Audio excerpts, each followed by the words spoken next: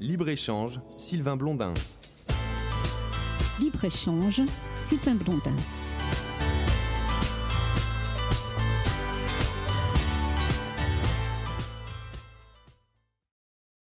Pourrais-tu nous dire ce qu'est la maladie de Lyme? Donner une petite définition, voir un petit peu ce que c'est. Oui, parce que la maladie de Lyme, c'est une maladie bactérienne qui est extrêmement répandue dans l'hémisphère nord.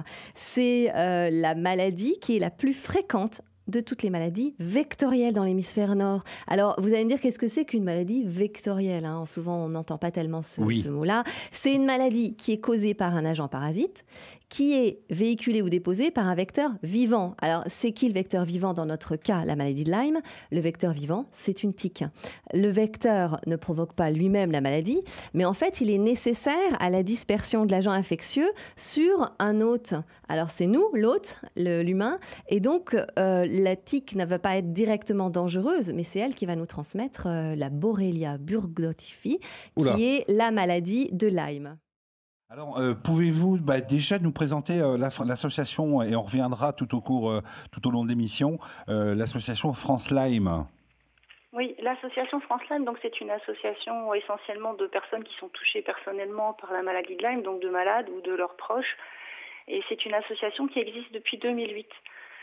Et qui s'est donné différents objectifs, entre autres déjà un accueil, un soutien pour les personnes qui se découvrent touchées par cette maladie, surtout sous sa forme chronique, parce qu'en fait c'est là où on a vraiment les gros problèmes de santé.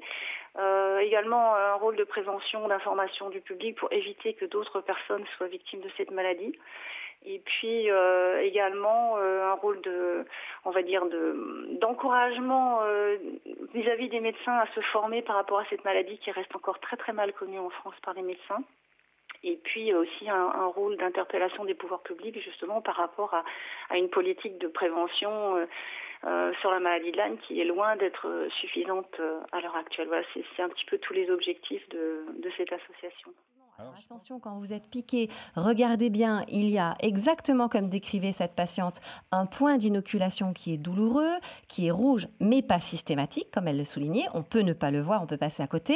Et puis, c'est l'érythème migrant. Alors, il se développe de 2 jours à 1 mois à peu près. Hein. Donc, on n'est pas dans des délais très faciles à dire. C'est tellement subjectif. Et puis, on peut ne plus y penser 1 mois après. Est-ce que vous avez été piqué par un tique? Est-ce que vous l'avez vu au moins? C'est même pas sûr. Bien souvent, on ne la voit pas ou difficilement. Absolument, on ne les voit pas et puis on se rend compte tout d'un coup qu'on a un point centré autour d'un cercle. Ce cercle s'écarte, ça fait vraiment un petit point au milieu d'un rond. Voilà. Et donc ça, c'est véritablement le signe de Borrelia. En période, je vais dire, où l'herbe est en train de pousser, la végétation est en train de reprendre assez intensément, quelles sont, je vais dire, les précautions à prendre, Magali?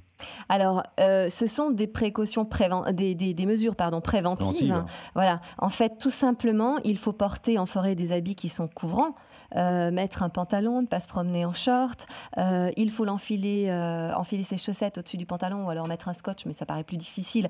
Mais c'est vrai que, par exemple, les agents des forêts adoptent de tels comportements, hein, scotch sur les bottes, entre les bottes et le pantalon, etc. Et puis au niveau des manches, de façon à ce qu'aucune tique ne puisse s'immiscer entre la peau et les vêtements.